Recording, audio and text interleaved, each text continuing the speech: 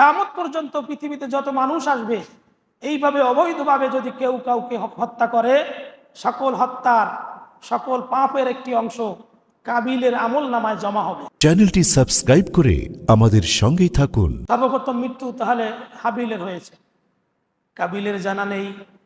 পৃথিবীতে কোনো মানুষ মারা গেলে তাকে কি করতে হয়। ভাইয়ের লাশকে যখন পাহাড়ের উপর ফেলে রাখলো, কাবিল দেখতে পেল পশু পাখিরা ছুটে এসেছে হাবিলকে খাওয়ার জন্য। কাবিলের অন্তরে মায়া জাগলো। সে তার ভাইকে বস্তার ভিতর ঢুকিয়ে কাঁধে নিয়ে ঘুরে বেড়াচ্ছে। আদম আলাইহিস সালাম যখন হাবিলকে দেখতে পাচ্ছেন না, কাবিলকে জিজ্ঞাসা করলেন, কাবিল, হাবিল কোথায়? তখন কাবিল বলল, আমি কি জানি সে কোথায়? আমি কি তার পাহারাদার? আদম নবী বলতেছেন, কাবিল, হাবিলের রক্ত আমাকে বলতেছে হাবিল দুনিয়া নেই, তাকে তুমি মেরেছো। ওই দিন থেকে আল্লাহ তাআলা শহীদদের রক্তকে মাটিতে খাওয়ার জন্য হারাম করে দিয়েছেন। যারা শহীদ হয়, তাদের প্রকৃত শহীদ যারা, তাদের রক্ত মাটি গ্রাস করবে না, আল্লাহ নিষেধ করেছেন। এরপর আল্লাহ তাআলা দুটি কাক পাঠিয়ে দিলেন। এখানে ইবনে জুবায়ের বলেন যে হাবিল যখন মারা যায় তখন তার বয়স ছিল 20 বছর। সে হাবিলকে কাবিল হত্যা করার পরে লাশকে নিয়ে 40 দিন, একটানা 40 দিন কাঁধে লাশ বহন করে ঘোরাফেরা করতেছে, অস্থির হয়ে গিয়েছে। সে কি করবে বুঝতে পারছে না। কেননা পৃথিবীর প্রথম মৃত্যু, মানুষের জানা নেই যে মানুষ মারা গেলে কি করতে হয়। এরপর আল্লাহ তাআলা বললেন, ফাবাআসাল্লাহু গুরাবান ইয়াবআসু ফিল আরদি লিইউরিয়াহু কাইফা ইওয়ারি সাওআতা আখিহি। ফাবাআসাল্লাহু গুরাবান ইয়াবআসু ফিল আরদি, আল্লাহ তাআলা একটি কাককে পাঠিয়ে দিলেন, যেই কাক মাটি খনন করছিল। কাইফা ইওয়ারি সাওআতা আখিহি, সে দেখাতে চায় কিভাবে সে তার ভাইয়ের লাশকে ডাকবে। ক্বালা ইয়া ওয়াইলাতা আ'জাজতু আন আকুনা মিসলা হাযাল গুরাব, কাবিল বলল, হায় আফসোস, আমি এই কাকের চেয়েও কি অধম। আমি আমার ভাইকে কাঁধে করে ঘুরতেছি, কিন্তু বুঝতেছি না কি করতে হবে। ফাওয়ারিয়া সাওআতা আখি, কিভাবে তার ভাইয়ের লাশ দাফন করতে হবে এটা কাকের মাধ্যমে আল্লাহ তাআলা জানিয়ে দিলেন। অতঃপর ফাআসবাহা মিনান নাদিমিন, কাবিল লজ্জিত ব্যক্তিদের মধ্যে গণ্য হলো, অন্তর্ভুক্ত হলো। সে লজ্জা পেল, হায় হায়, আমি এত অধম। মানুষকে আল্লাহ তাআলা উত্তমভাবে সৃষ্টি করেছে, কিন্তু আমার ভাইকে আমি খুন করার পরে আমি বুঝি না যে তাকে কি করতে হবে। একটি কাক থেকে আমার শিক্ষা নিতে হলো, আমি তো অধম। এই কথা কাবিল বলতেছে। আব্দুল্লাহ ইবনে আব্বাস রাদিয়াল্লাহু তাআলা আনহু বলেন, আল্লাহ তাআলা হাবিলের মৃত্যুর পরে দুটি কাক পাঠিয়ে দিলেন কাবিলের সামনে। একটি কাক আরেকটি কাককে ঠুকরিয়ে মেরেছে।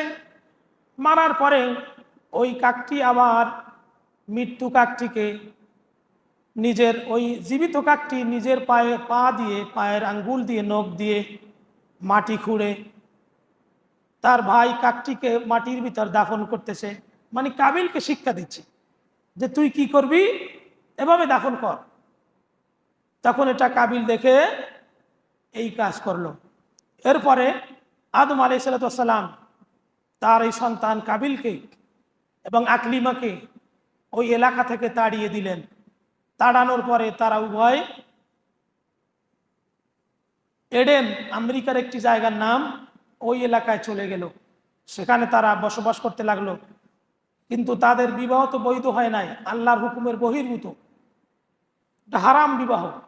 নিজের আপনকে বোনকে বিবাহ করতে পারবে না, এক জোড়া অন্য জোড়ার সাথে বিবাহ দিতে হবে। কিন্তু সে এটা মানল না, যেহেতু আকলিমা সুন্দরী ছিল। এই এডেনে চলে যাওয়ার পরে কাবিল এবং আকলিমার ঘরে যেই সন্তান এসেছে ওই সন্তানগুলো একটাও বৈধ না।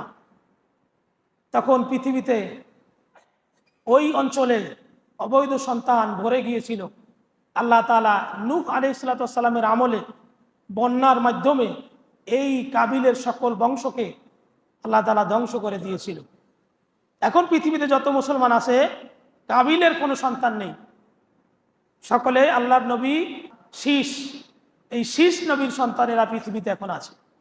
আজকে জিলকদ মাসের 29 তারিখ, জিলহজের 1 তারিখ থেকে 10 তারিখ পর্যন্ত কিছু করণীয় আছে। 1 নাম্বার করণীয় হলো অধিক পরিমাণে আল্লাহকে স্মরণ করা। কোরআনুল কারীমে বহু জায়গায় আল্লাহ তাআলা বলেছেন, উদউনি আস্তাজিব লাকুম, তোমরা আমাকে ডাকো আমি তোমাদের ডাকে সাড়া দিব। কুলিদউল্লাহ আউইদউর রহমান, তোমরা আল্লাহ তাআলাকে আল্লাহ বলে ডাকো অথবা রহমান বলে ডাকো। এজন্য জিলহজ মাসের প্রথম 10 দিনে করণীয়ের মধ্যে 1 নাম্বার করণীয় হলো আল্লাহকে বেশি বেশি স্মরণ করা। কিন্তু আমরা গরু কিনতে কিনতে নামাজ রক্তও থাকে না। বাস্তব আমি অনেকের যাই গরু কিনতে দেখতে, কোনটায় নামাজ কোথায় কি, সে কোরবানি দিব। নামাজ ফরজ, ফরজে আইন, আর কোরবানি দেওয়া ওয়াজিব, তাও সমর্থবান যার সামর্থ্য আছে।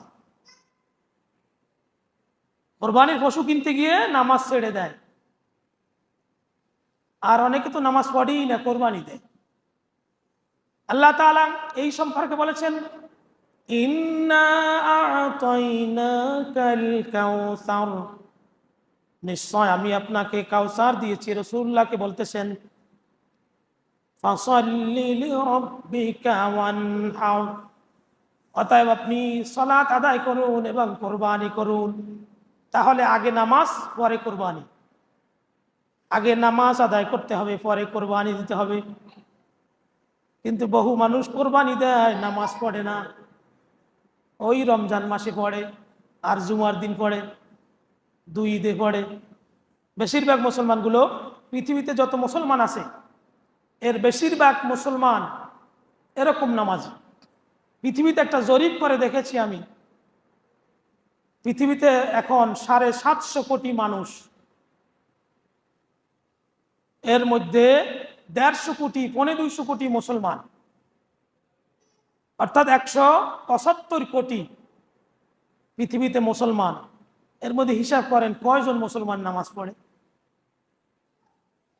যদি মুসলমানরা নামাজ যে প্রথম কাজ ইমানের পরে এটা থাকতো, তাহলে পৃথিবীতে এখন মুসলমানরা বিজয়ী থাকতো, তাদের মাথা উঁচু থাকতো।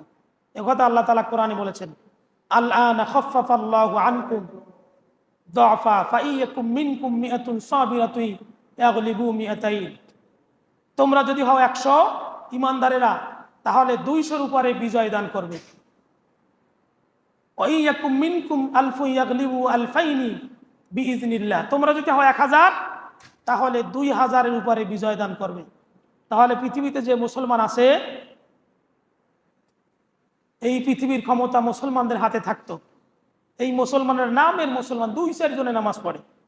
একটা ফ্যামিলিতে চিন্তা করে দেখেন, 6 জন সদস্য থাকলে 1 জনে নামাজ পড়ে, 2 জনে পড়ে, অথচ ফরজ 5 জনের উপরে। চ্যানেলটি সাবস্ক্রাইব করে আমাদের সঙ্গেই থাকুন।